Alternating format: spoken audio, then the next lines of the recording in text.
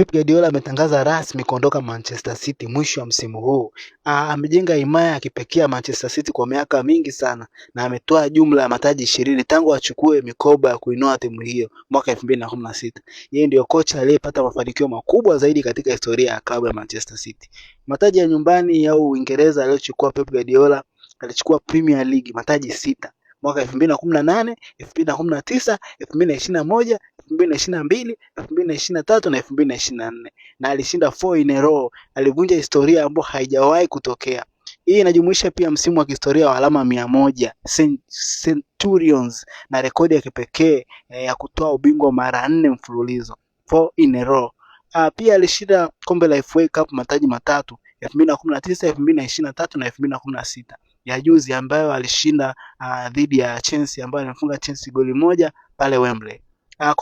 Kombe la Carabao alitoa mataji matano 2018, 2019, 2020, 2021 na mwaka huu la 2026 alirudi kunyakua tena mnamo Machi 2026 kwa kuifunga Arsenal kwa goli 2-0. Ngao ya jamii au Community Shield, Pep Guardiola ameshinda mataji matatu, yani 2018, 2019 na 2024. Mataji ya kimataifa Ulaya na dunia, ligi ya mabingwa Ulaya Champions League alishinda taji 2023 ambapo lilifungwa goli na Rodri nyakati za mwisho kabisa akiwa anacheza na Inter Milan.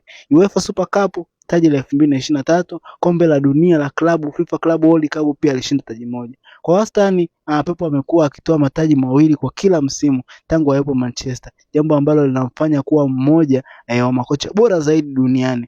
Pep Guardiola anaondoka mwisho wa msimu huu na mpaka sasa hivi haijulikani Manchester City nani atachukua mikoba ya Pep Guardiola. Watu wanasema ni Enzo Maresca, watu wengine wanasema maybe Vincent Kompany anaweza karudi kuendesha Manchester City, lakini hakuna mwingine anayejua ukweli juu yao. Ila Enzo Maresca ndio priority kubwa Manchester City kuja pale ili kuweza kuinua timu ya Manchester. Nadhani Enzo Maresca ataweza kuvaa viatu vya Pep Guardiola? Dondesha comment yako hapo kwenye comment section, na pia usisahau kusubscribe account yetu ya Brezo Sport TZ.